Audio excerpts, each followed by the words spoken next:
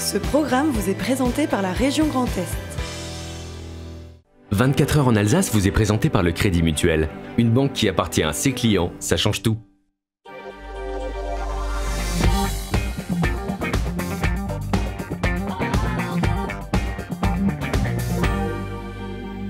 Madame, Monsieur, bonsoir, bienvenue pour une heure d'actualité 100% Alsace, 100% régionale. Ce qui ne nous empêchera pas de partir en Guyane, retrouver Martial Debrief, notre chroniqueur à la page.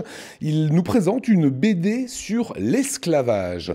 On retrouvera Éric Borner, magicien mentaliste dans les rues de Mulhouse pour du close-up de rue assez incroyable. On parlera aujourd'hui également d'immobilier en Alsace avec nos invités, Mathieu et Christelle Klaus. Ils lancent leur propre marque, Christelle Klaus Immobilier. Et c'est la 3e édition de la Journée des Solitudes. Ça sera jeudi. On va en parler tout à l'heure avec Sonia Comte. Les jeunes et la solitude. Et oui, ça les concerne. Vous verrez des chiffres très étonnants. Et d'ailleurs, la solitude concerne 5,5 millions de Français. Tout ça, voici le sommaire. À présent, c'est le JT. Cécile Motz.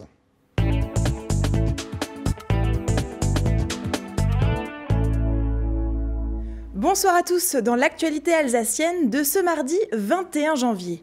Demain, environ 110 000 candidats débuteront leur inscription sur la plateforme d'orientation Parcoursup. Et pour cette 3e édition, les études de santé se réforment. À Strasbourg, le modèle est particulier. La neige peine à arriver en Alsace, alors comment faire pour survivre quand on est station de ski? Élément de réponse dans ce journal.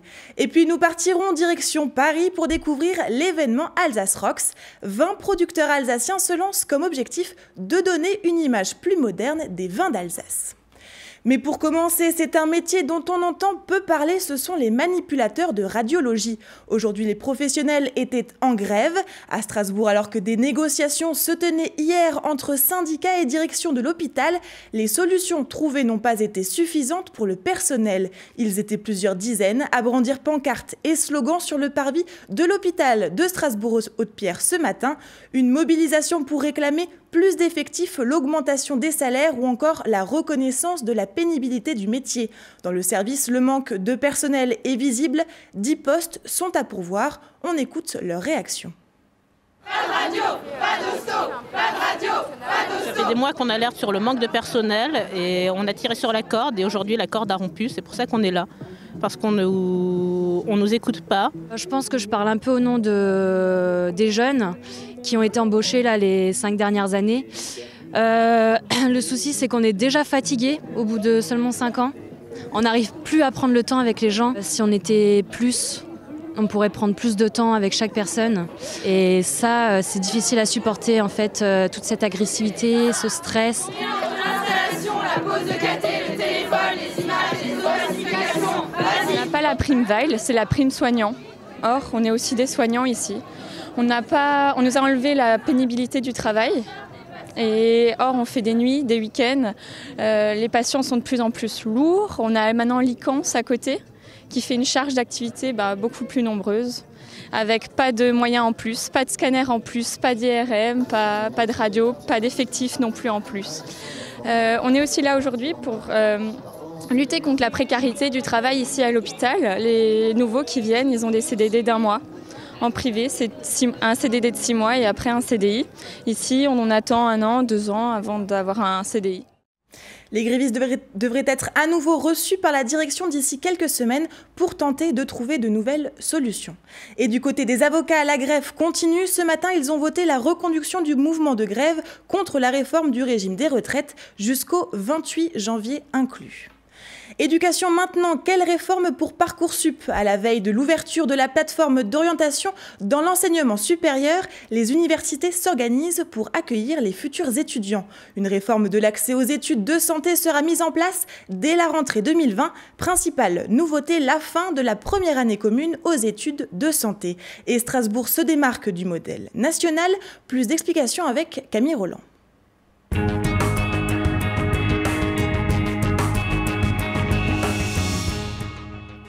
Sur les bancs de la faculté de Strasbourg, l'heure est à la réforme.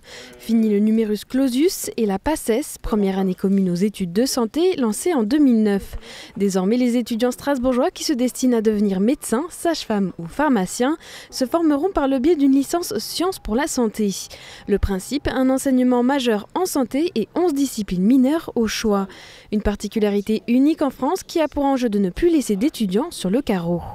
L'Université de Strasbourg a décidé, dans le cadre de la réforme des premières années d'études de santé, de mettre en place une année tout à fait spécifique avec une licence en sciences pour la santé qui préparera les étudiants à rentrer dans des études de santé, de maïeutique, médecine, odontologie et pharmacie, mais également, grâce à des yeux de disciplines hors santé, de pouvoir, s'ils ne sont pas admis en deuxième année des études de santé, de pouvoir poursuivre dans une deuxième année d'une autre discipline, par exemple en droit, en sciences sociales, en chimie, en physique, en mathématiques et beaucoup d'autres. Actuellement, avec la PACES, il y a un grand nombre d'étudiants qui sont passés par une année de PACES, 2 années de PACES, qui quittent l'établissement sans rien.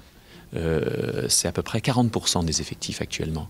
L'objectif avec cette réforme, c'est réellement de permettre à quelqu'un qui aura suivi cette première année et qui n'a pas uniquement comme objectif de cette année de réussir le couperet d'un concours, d'avoir la possibilité de la valider pour elle-même et sur cette base réussie de pouvoir continuer des études, même si ce n'est pas des études vers les métiers de la santé. Avec la réforme, ces étudiants pourront bénéficier de passerelles et poursuivre leurs études sans perdre une année. Une réponse au fort taux d'échec puisque seulement 24% de jeunes inscrits en PACES à Strasbourg réussissent leur passage en deuxième année. Dès demain, les lycéens formuleront leurs premiers vœux sur la plateforme Parcoursup, un choix crucial pour leur avenir. Les candidats sur Parcoursup ont intérêt à multiplier les vœux. Alors notre licence Sciences pour la santé compte 11 parcours différents. Malheureusement, chacun des parcours comptera pour un vœu. Donc il faudra qu'ils choisissent quel parcours ils veulent postuler, pour quel parcours ils veulent postuler. Il faut qu'ils choisissent en fonction de leur goût, en fonction de leur intérêt, en fonction aussi de leur envie éventuellement de poursuivre une deuxième année dans cette discipline. En effet, il y aura des places dans les études de santé pour les candidats de chacun des parcours. Donc il n'y a pas à faire de stratégie fine, il y a à voir ce qu'on aime bien, ce qu'on a envie de faire. Une nouvelle pédagogie et 10 000 heures de cours supplémentaires. Ces changements ont un coût. Dans le cadre de la réforme de la santé, le ministère aide l'université à hauteur de 1,7 million d'euros. Mais l'inquiétude reste vive pour le financement de la deuxième année. Prenons un peu de hauteur. En Alsace, il y en a une qui se fait désirer, c'est la neige. Elle fait peu à peu son apparition sur l'Hexagone, mais ici elle reste timide. Alors que se passe-t-il dans les stations de ski si les flocons viennent à manquer? À la station du Lac Blanc, la semaine dernière, les salariés avaient de quoi s'occuper, mais depuis ce lundi, faute de neige, ils sont en vacances forcées. La saison s'annonce donc compliquée. Désormais, tout va se jouer aux prochaines vacances. Reportage de Marine Zis. La station de ski du Lac Blanc est quasiment déserte. Les bureaux des moniteurs de ski sont vides, ceux de l'office de tourisme également. Mais tout est prêt. Les panneaux ont été fraîchement repeints. Dans les garages, les motoneiges sont prêts à sortir. Il ne manque que la neige. Cette année, elle se fait désirer. Et ce n'est pas les quelques flocons tombés ce week-end qui permettront d'ouvrir les pistes. Alors, à la station, on prépare un plan B. Une réunion de crise, comme ils l'appellent, est prévue mercredi. La bonne nouvelle, c'est que les hébergements sont pas mal remplis sur les vacances de février. Ça veut dire que les touristes croient encore à la neige et sont bien présents. Donc à nous maintenant de leur proposer des activités si malheureusement il n'y a pas de neige. L'idée vraiment, c'est que juste avant le début du mois de février, qu'on revoie tous nos acteurs économiques, les acteurs qui font de l'animation. Je pense aux accompagnateurs de moyenne montagne, je pense à l'école de ski, aux remontées mécaniques, au ski de fond, à tous nos différents acteurs, les pisteurs, pour voir ce qu'on peut proposer si le scénario catastrophe a lieu, c'est-à-dire pas de neige pour les vacances de février. Une activité qui ne nécessite pas de neige a d'ailleurs vu le jour il y a tout juste un mois dans la station.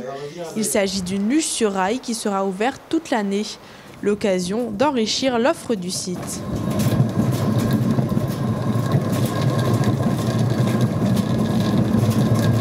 Sensation de glisse assurée, mais la luge ne remplacera pas le manque à gagner des week-ends de janvier pour la station de ski. Bien évidemment, on préférerait fonctionner Mais d'un autre côté, ce n'est pas la première fois que ça arrive. Il y a 30 ans, ça arrivait également. Si on prend les 10 dernières années, il y a des années où on a ouvert vers le 20 janvier, des années où on a ouvert début décembre, on n'avait pas pu fonctionner en janvier. La dernière saison, on a ouvert le 9 janvier jusqu'au 16 mars. C'était une très belle saison. Donc voilà, ce qu'on sait simplement, c'est que les saisons ne se ressemblent pas d'une année sur l'autre. On n'a jamais eu du 1er décembre au 31 mars un enneigement tout le temps. Donc voilà, il n'y a rien de régulier. Si on était à 2000-2500 mètres, on pourrait dire, voilà, on a l'habitude fin novembre jusqu'au début mars. Dans le massif des Vosges, ça n'a jamais été comme ça et ça ne l'est pas plus ni moins aujourd'hui. Cette semaine, un froid sec est annoncé. Cela permettra peut-être de faire fonctionner les enneigeurs pour préparer l'arrivée de la neige naturelle tant espérée. Direction Paris maintenant, pionniers de la biodynamie, les Vins d'Alsace ont organisé un événement baptisé Alsace Rocks. Objectif, donner une image plus moderne des vins d'Alsace et attirer de nouveaux consommateurs. Nora Boiriwa.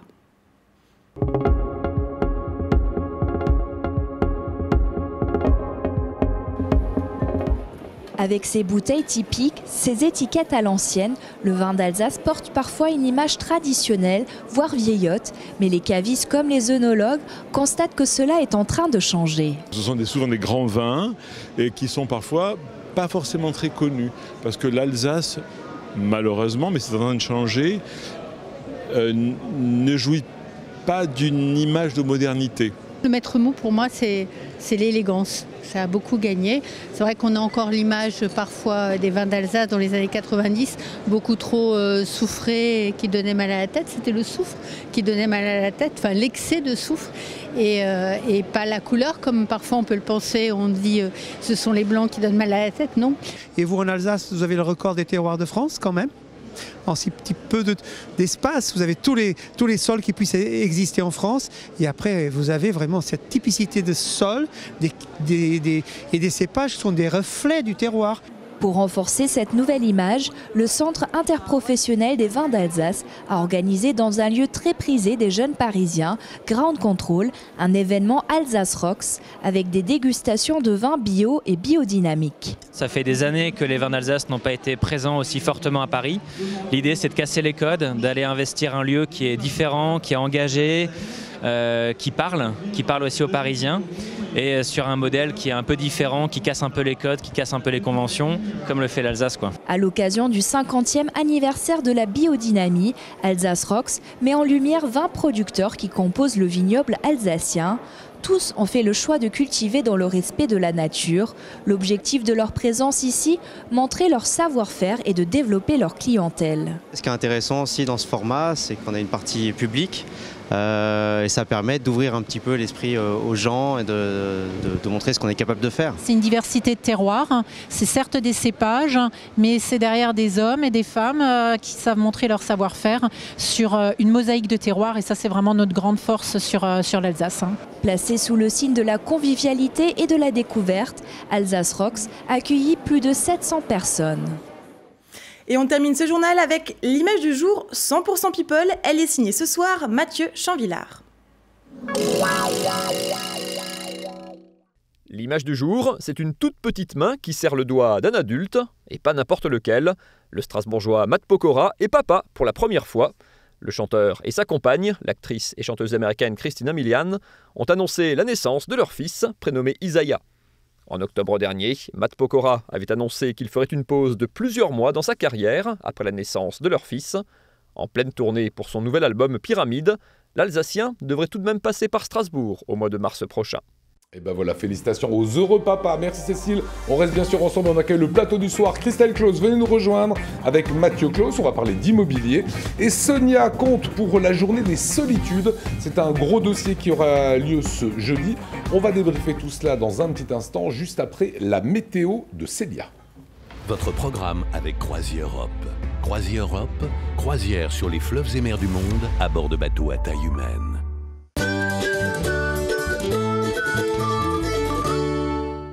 Bonjour à toutes et à tous, ravi de vous retrouver pour votre bulletin météo de ce mercredi 22 janvier et en matinée. Attention sur les routes, regardez, il y a du brouillard givrant prévu sur la quasi-totalité du territoire transfrontalier, soyez très prudents.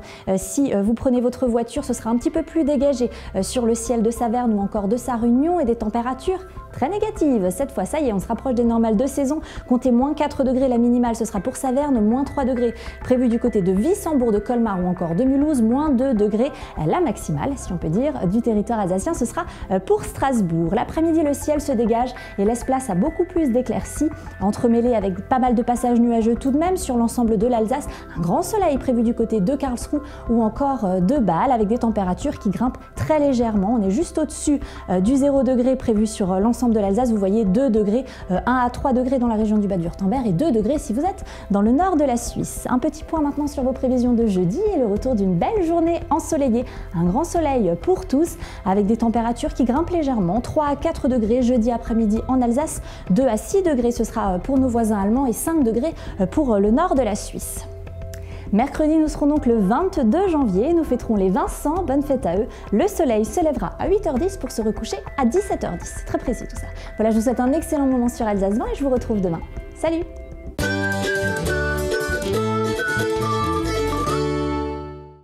Votre programme avec CroisiEurope. CroisiEurope, croisière sur les fleuves et mers du monde à bord de bateaux à taille humaine. Et on parle d'immobilier en Alsace ce soir avec nos invités, Christelle et Mathieu Klaus. Comment allez-vous? Très bien. Bon, on est ravis de vous accueillir. Voilà, Merci. on va parler d'immobilier. Vous avez un groupe qui porte votre nom, Christelle Klaus Oui. Immobilier. Parlons des prix de l'immobilier en Alsace. C'est la réflexion avec Cécile. Où est-ce qu'on en est? Est-ce que, Mathieu, les prix montent? Est-ce que ça stagne? Est-ce qu'il fait bon investir ici en Alsace? Depuis 2 ans, les prix augmentent.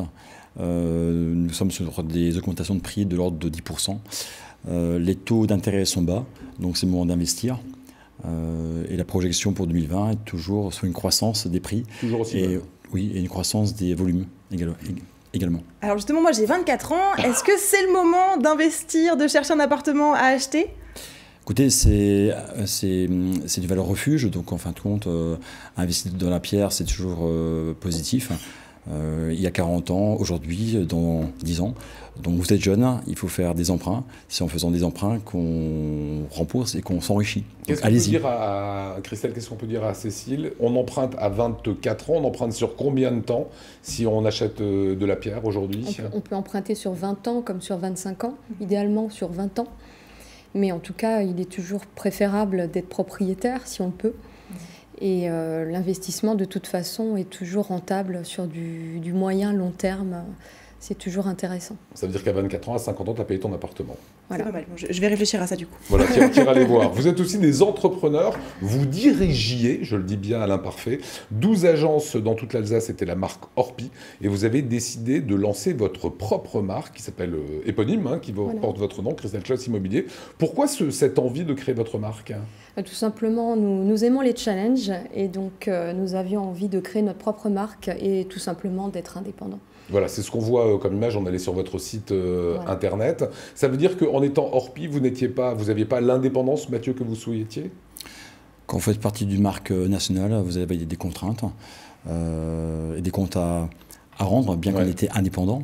Le fait qu'on soit indépendant à 100%, nous avons cette liberté et cette indépendance pour grandir, pour faire ce qu'on a envie de faire. Alors il y a quand même une chose qu'il faut que je comprenne dans votre groupe. Vous êtes très bien basé sur l'Alsace, voilà, sur de Lauterbourg au Sungo, il y a 12 agences. Donc là, on est tous d'accord. Vous allez monter à Annecy et à Rennes, Christelle, 2 agences. Alors là, c'est le grand écart national. C'est Rennes et les montagnes font partie de l'Alsace. En fait, on a eu le coup de cœur pour ces 2 secteurs. Annecy, on a découvert cette région il y a 2 ans. Et on s'est senti bien et on s'est reconnu, je pense qu'il y a beaucoup d'Alsaciens qui partent sur le secteur d'Annecy. Et on avait envie de développer notre groupe en dehors de l'Alsace. Donc on a commencé par Annecy. Et Rennes, on a découvert Rennes en 2019. On a eu le coup de cœur aussi et une opportunité qui fait que nous l'avons saisi. C'est-à-dire qu'on touche la Bretagne et on touche la montagne, en gros. Voilà. Et c'est des offres qu'on peut faire que vous pouvez faire à vos clients alsaciens. Bien sûr, l'objectif, c'est de suivre nos clients alsaciens dans tous leurs projets. Et les Alsaciens bougent dans toute la France. Et on sait que les Alsaciens vont beaucoup en Bretagne, également en Haute-Savoie. Donc l'objectif, c'est de pouvoir les suivre dans leurs projets dans ces secteurs et pourquoi pas par la suite sur d'autres secteurs en France. Et vous lancez du coup une campagne de communication plutôt humoristique? C'est ça, oui, tout à fait. On va regarder ça. Allez, on va regarder les images. Eve et Marc recherchent un appartement en centre-ville pour limiter leurs déplacements en voiture. Ouais. Bon là on n'imagine pas, hein, mais c'est... Puis de toute façon le centre-ville c'est surcoté. Besoin d'une agence immobilière à votre écoute? Christelle Klaus Immobilier, notre passion, votre projet. Voilà, ils sont sur le plateau avec nous. Moi, j'aime bien le parti pris, en fait. D'abord de l'humour, hein, ok. Et après, c'est que c'est plutôt collaboratif, en fait. Hein. Vous n'avez pas pris des grands comédiens pour faire ça. Ils viennent d'où, les acteurs, Mathieu? Nous avons fait confiance à une agence de communication alsacienne située à Bischheim Infra. Nous leur avons fait confiance. Donc l'acteur principal est un acteur alsacien et les deux acteurs autres sont des salariés du groupe qui ont été choisis par Infra. D'accord, donc il y a eu un casting. C'est ça, oui. Vous avez casté les gens qui vendent des biens, qui font de la location, etc. Vous leur avez dit, là, les gars, il faut participer à l'effort de guerre, vous allez être comédien dans la pub. On a limité à nos collaborateurs. On voulait déjà voir si nos collaborateurs étaient prêts à saisir ce challenge. Et donc, on a eu plusieurs candidats. Et voilà, deux ont réussi le casting haut la main. Voilà, et c'est plutôt bien, campagne d'humour. On va terminer avec une petite question très technique. Aujourd'hui, on veut acheter, on a des taux qui sont extrêmement bas. On peut tabler, vous qui avez une expérience, sur un 20 ans, 25 ans, à des taux à combien aujourd'hui à peu près? Vous avez une idée? Ça dépend du niveau d'apport, forcément. Comme d'hab. et des revenus. En tout cas, les taux sont bas. Ça aussi, enfin, les taux aussi entre 0,8 jusqu'à 1,5, 1,6. Ouais, c'est rien. Ça dépend également de la durée. Voilà, donc il y a pas mal de critères qui entrent en ligne de compte. Mais sur une vingtaine d'années, on peut tabler sur du 1,5. Bien sûr. Cécile, vous reste à faire. Bonne note, je prends bonne note. Voilà. Vous restez bien sûr avec nous, longue vie, hein, à ce groupe. Ce que je vous propose, c'est un petit peu de magie dans nos vies. Mets des paillettes, Kevin, dans ma vie, comme racontait Inès Reg. On va partir du côté de Mulhouse avec Eric Borner, qui est notre magicien mentaliste. Il est tout simplement redoutable. Regardez.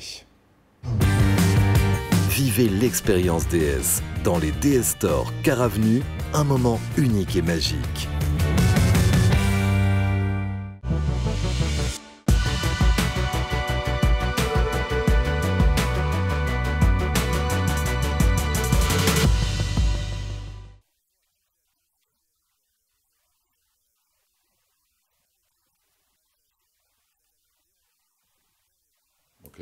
Voilà, petit souci technique, on va le résoudre très rapidement. Vous reverrez ces images dans quelques instants, on va marquer une petite pause de pub. Sachez qu'on retrouvera Sonia tout à l'heure, la journée des solitudes, ça sera ce jeudi 23. On retrouvera Martial Debrief, puisqu'on partira en Guyane. C'est juste après cette petite pause.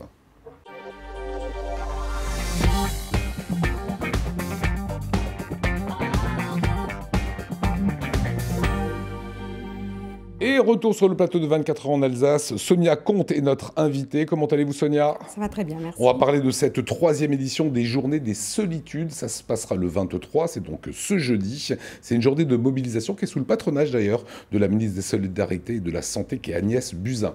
Vous représentez une association que je ne connaissais pas. Donc on va faire connaissance évidemment de suite. C'est l'association Astrée. Qu'est-ce que fait l'association Astrée? Alors l'association Astrée, donc elle est présente au niveau national depuis 32 ans. Dans 17 villes de France. Voilà, c'est ça.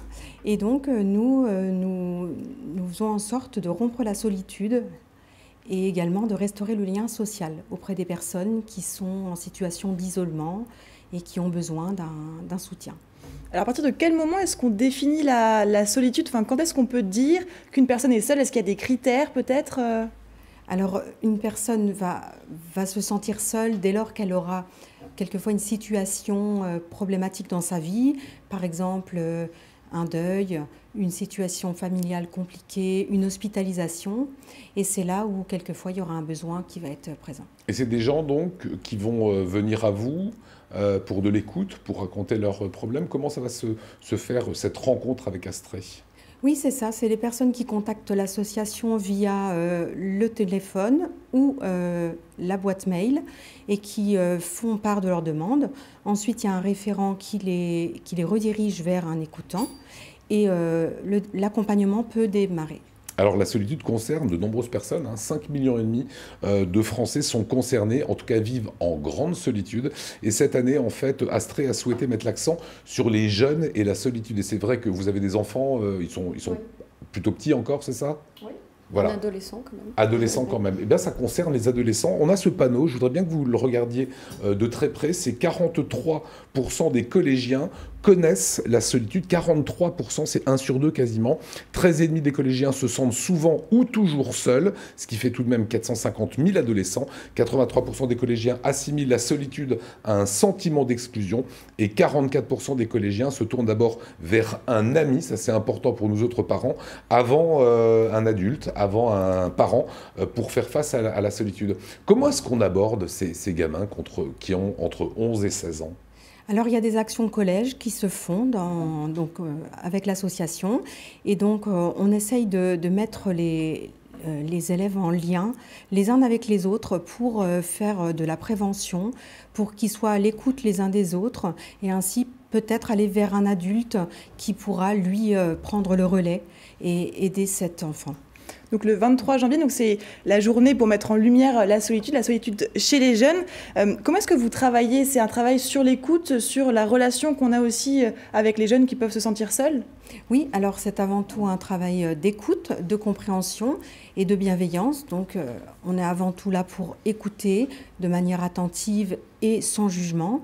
Et donc on va petit à petit restaurer le lien social en faisant gagner de la confiance aux jeunes. C'est presque un travail de psy, c'est pas une démarche de psychologie, mais il y a tout de même l'écoute et l'attention qu'on peut porter à ces jeunes qui est très très importante pour avancer et reconstruire un lien. Ça se passe en face à face, j'ai tendance à dire. Ça se passe comme aux alcooliques anonymes, si on a tous un petit peu l'image, où il y a 5-6 personnes autour d'une table qui racontent un petit peu son expérience. Comment est-ce que vous travaillez ? Comment est-ce que vous le faites ?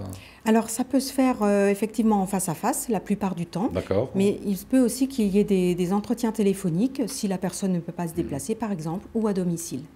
Alors, je ne le savais pas, mais la solitude augmente le risque cardiaque et la mortalité, même. C'est assez incroyable. Il y a vraiment autant d'impact, justement, que peut avoir la solitude sur une personne. Ça peut conduire à des choses... Effectivement, oui, ça peut avoir autant d'impact sur la santé que, par exemple, l'obésité ou le tabagisme, par exemple. Alors, ça va concerner évidemment de nombreuses personnes, cette journée de mobilisation de la solitude ce 23 janvier. On axe essentiellement sur les jeunes et la solitude avec cette affiche qui est bien parce qu'on sent qu'il y a de la difficulté pour ce jeune-là qu'on voit, mais ça concerne également les personnes qui sont plus âgées, qui pourront également venir vous voir ce jeudi, c'est ça ? Oui, tout à fait. Toutes les personnes qui souffrent de solitude peuvent venir nous voir jeudi, donc de 18h à 20h à la Maison des Associations à Strasbourg, 1A rue des Orphelins. Alors là, Mathieu, Christelle, ces opérations importantes de faire des choses comme ça, d'être à l'écoute des jeunes, des personnes plus âgées ? Bien sûr. Tout à fait, on est très sensible à ça. Voilà, vous restez avec nous, on va retrouver notre magicien, il nous aura fait un petit peu quelques petites frayeurs, c'est Eric Borner à Mulhouse. Vivez l'expérience DS dans les DS Stores Car Avenue, un moment unique et magique.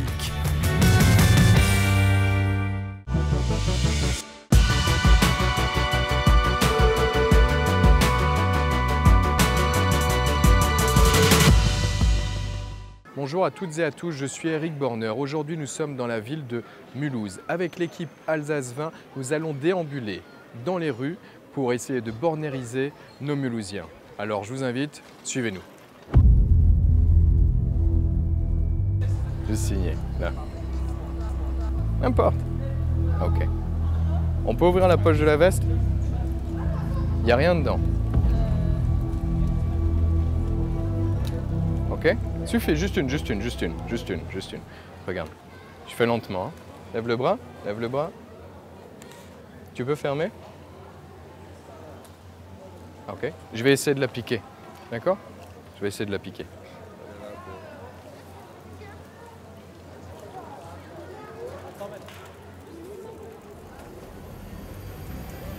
Lève le bras.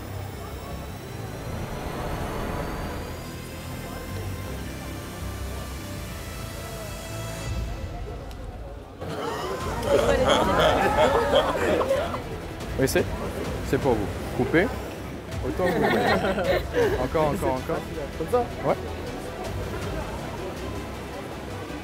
Ce qui est important, je veux que vous vous en souveniez. Vous avez choisi une carte, vous l'avez signée, vous l'avez mélangée, vous l'avez remis dans le jeu, vous l'avez coupée vous-même. Oui? Ça semble improbable. Mais regardez bien ce qui va se passer. 3, 2, 1. Est-ce qu'on peut récupérer la carte?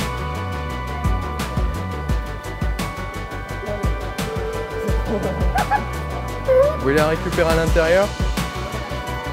Ah, t'es trop chaud pour moi. Waouh. Impressionnant. Ouais, c'était magnifique. Incroyable. Ça va, c'est reconnaissable? Ouais. Ok. Une section, 2 sections, 3 sections. D'accord? Vous voulez bien prendre mon poignet? Ok. Passe comme ça, vous laissez toujours passer le sang qui irrigue le doigt. Je fais passer comme ça le stylo et quand vous le souhaitez, vous allez simplement serrer mon poignet. Quand vous serrez mon poignet, je m'arrête. N'importe quand. Ici? Ici? C'est vous qui m'avez arrêté là, hein. On est bien d'accord? Ça veut dire que vous êtes sur le poignet d'un personnage. Vous voulez bien garder ça, Kevin, en main? C'est votre choix, on peut valider? Oui. C'est votre signature et c'est toujours encore votre carte. Je vais vous faire un cadeau. Vous voulez bien? Suivez-moi. Souvenez-vous que vous avez choisi une carte au hasard, qu'on l'a remise dans le jeu, qu'on a mélangé le jeu, qu'on a dessiné un bonhomme et que sur cet homme que nous avons dessiné, vous avez choisi l'endroit sur lequel vous voulez que j'agisse pour faire de la magie sur votre carte. La magie va donc agir sur vous directement. On peut s'arrêter là. Il y a ici à la vitrine quelque chose de très particulier, Kevin. Il y a un mannequin. Vous avez vu que sur le dessin, vous avez choisi le poignet de quel côté? C'est le poignet gauche. Donc comme ça, c'est droit. Droit. Est-ce que vous pouvez observer le poignet droit du mannequin en vitrine? Il y a une montre. Est-ce que vous pouvez vous rapprocher et la comparer avec la vôtre, Kevin?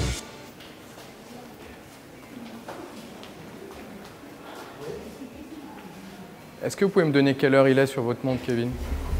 Non, je sais pas de montre. J'en avais une avant. Je mets ma montre, d'habitude, c'est celle-ci. Est-ce qu'on peut décrocher cette montre? C'est ma montre.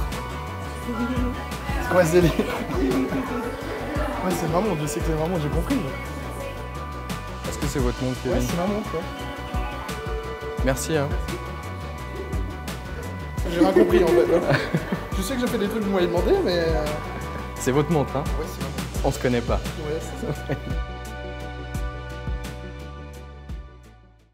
Et voilà pour ce magicien mentaliste Eric Borner que vous retrouvez évidemment tous les mardis sur notre antenne ou, vous l'avez vu, dans du close-up. Il nous reste une petite minute, on va terminer avec nos invités. Sonia, on va rappeler que cette actualité, journée des solitudes, ça sera ce jeudi. Où est-ce qu'on pourra vous rencontrer ce jeudi? Donc ce sera à la Maison des Associations, au 1A rue des Orphelins à Strasbourg, de 18h à 20h. Voilà, on vous a donné toutes les infos, tous les chiffres. Christelle Klaus Immobilier et Mathieu, voilà, couple emblématique, a monté sa propre marque. La suite, c'est quoi pour vous en termes de déploiement? 12 agences actuellement sur l'Alsace. Christelle, la suite, c'est quoi?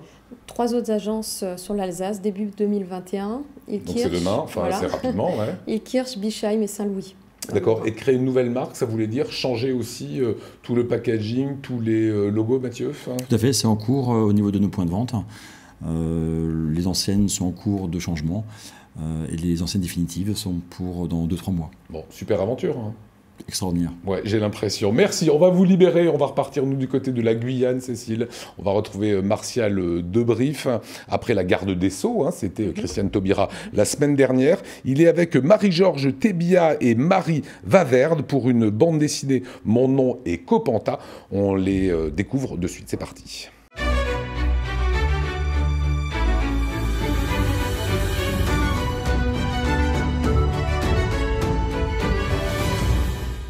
Mesdames, Mesdemoiselles, Messieurs, bonjour et bienvenue en Guyane. On se retrouve ici dans un lieu absolument magnifique et on est à la rencontre de Marie-Georges Thébia pour son livre « Mon nom est Copena ». Merci de nous recevoir, de nous consacrer un peu de temps. Vous avez sorti un livre chez Plume Verte, qui est un ouvrage dédié aux adolescents et qui traite de l'esclavage. Alors, on a un héros dans cet ouvrage qui est absolument génial, que les lecteurs vont découvrir, et qui s'appelle Évariste. Alors, qui est Évariste ? Évariste. Alors, Évariste est un petit garçon qui vit sur une habitation au XVIIe siècle. Donc on a un marqueur temporel. Et c'est un petit garçon qui, tout au long du roman, va découvrir qui il est réellement et qui va aller à la rencontre de son destin. Alors, c'est un personnage vraiment étonnant, il est naïf, il est vrai, c'est un petit garçon qui a envie de vivre, on est complètement avec lui et lui n'a aucun code. Et ce qui est absolument exceptionnel dans cet ouvrage, c'est que vous arrivez à traiter de l'esclavage, mais en même temps avec une certaine douceur, une certaine légèreté. Et comment avez-vous réussi à vous mettre dans la peau des personnages et quelles sont les coulisses de ce livre ? Alors, ce qu'il faut quand même ajouter, c'est que je suis donc historienne de formation, professeure d'histoire, que j'avais déjà étudié et surtout écrit sur l'esclavage, donc des nouvelles qui étaient destinées aux adultes. Et j'avais vraiment le sentiment, en étant enseignante, qu'il y avait un manque, que j'avais vraiment l'impression que les enfants, les collégiens, les préadolescents ignoraient totalement ce pan de leur histoire. Et donc, je me suis convaincue, avec ma maison d'édition, qu'il fallait absolument faire quelque chose. Il fallait œuvrer pour cette jeunesse qui ignorait un petit peu ses origines, ou sinon de manière assez superficielle. Et donc, on a travaillé sur l'écriture de ce roman historique, qui est le premier roman historique destiné à la jeunesse en Guyane, et qui a aujourd'hui un succès incroyable. Les coulisses de Copena, c'est d'abord une réalité historique. Copena est un personnage historique. Il a existé, il a vécu au XVIIIe siècle, il appartenait à une communauté de marrons. Vous savez que les marrons sont les esclaves qui ont fui les habitations et qui étaient chargés de récupérer les esclaves qui avaient le courage de fuir l'habitation, parce qu'on leur répétait que la forêt était très dangereuse, qu'elle allait les avaler, les détruire. Et lui récupérait ces esclaves pour les emmener au camp. Et il a été arrêté, il a été dénoncé, arrêté, supplicié, devant sa femme et ses enfants. C'est la réalité historique, et de lui on ne connaissait absolument rien. Donc je me suis approprié ce personnage, et ça c'est le propre de l'écrivain, créer une fiction, et j'ai inventé sa jeunesse, son enfance, et en même temps on comprend l'évolution. C'est un peu comme un parcours initiatique. Qu'est-ce qui va amener cet enfant à partir, à fuir, à suivre ses parents pour justement retrouver ses racines africaines. Alors, lorsque j'ai parcouru ce livre au tout départ, je me suis dit, tiens, c'est incroyable, ce livre aurait bien une place en métropole. Il est disponible, bien entendu, en métropole, hein, on le retrouve très facilement.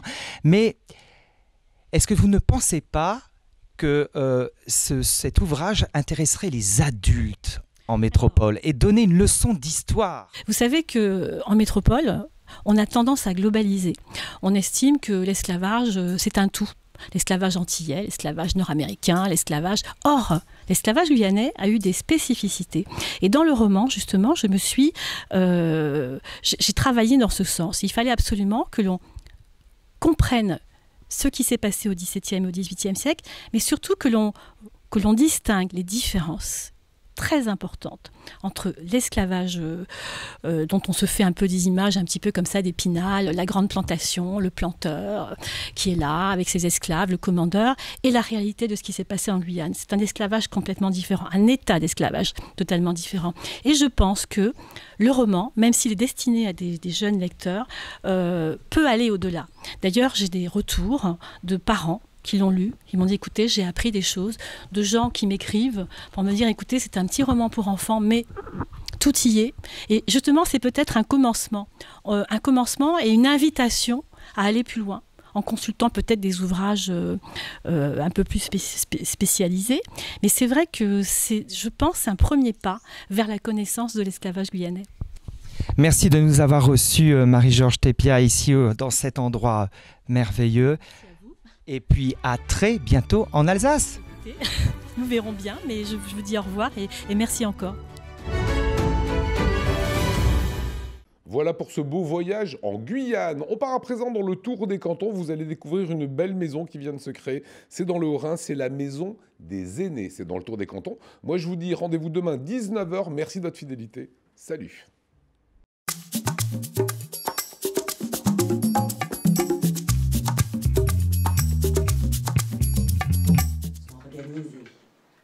On se détend, on se concentre sur ses sensations et à la limite d'un état méditatif, on reprend conscience de son corps. Nous sommes à la maison des aînés et des aidants à Célestat et cet après-midi la structure propose cet atelier équilibre du corps et de l'esprit. À la manœuvre, Mathilde Lecomble, elle est éducatrice somatique par le mouvement. Objectif du travail d'aujourd'hui, retrouver du bien-être dans son corps. L'idée c'est vraiment d'aborder notre corps du quotidien autrement, avec à la fois une connaissance de ce corps et de comment il fonctionne un peu plus fine par l'anatomie et en même temps d'aller chercher et retrouver des chemins de mouvement qu'on a peut-être perdus.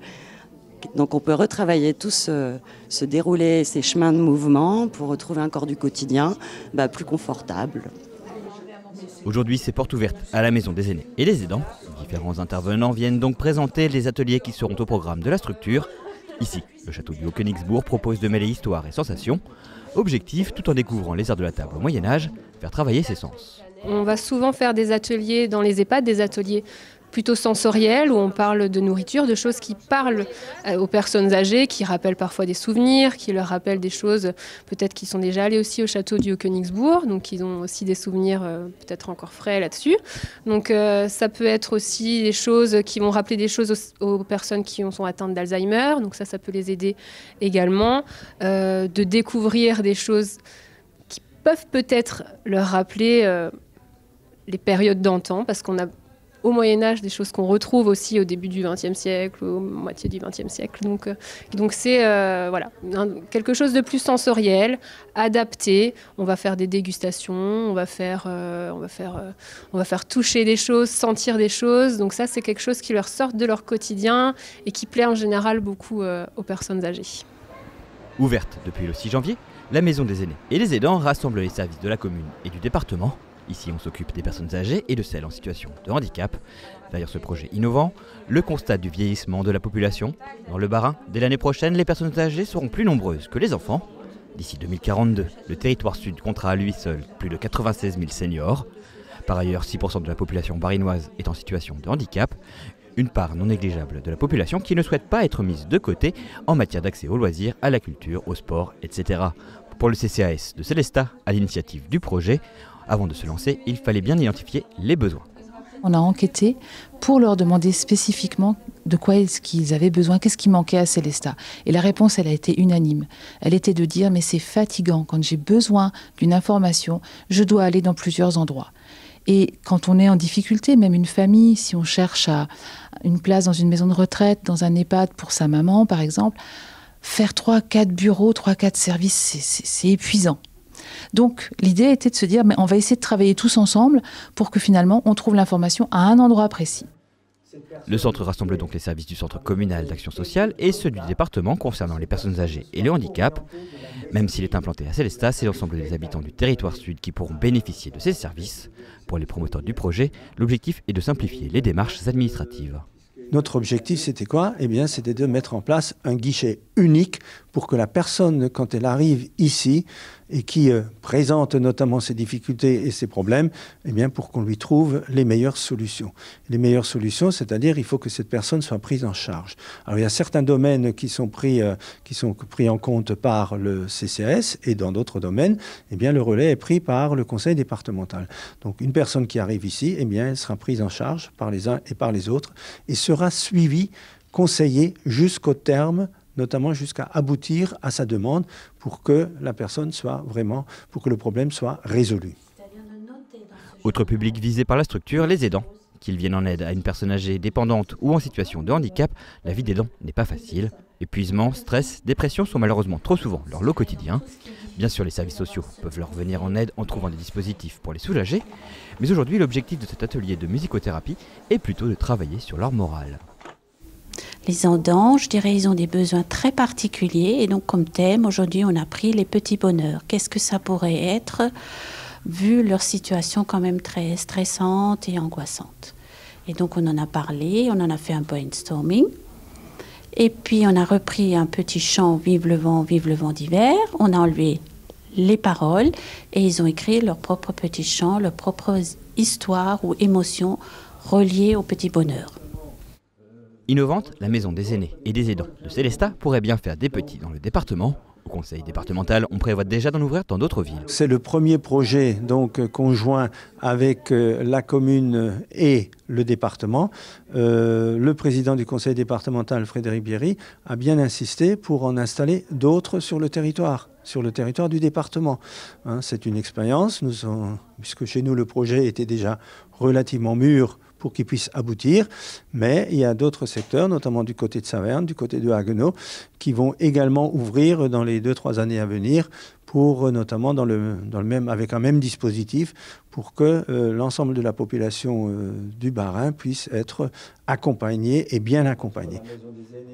La maison des aînés et des aidants est ouverte toute la semaine, le lundi de 13h30 à 17h et du mardi au vendredi de 9h à midi et de 13h30 à 17h.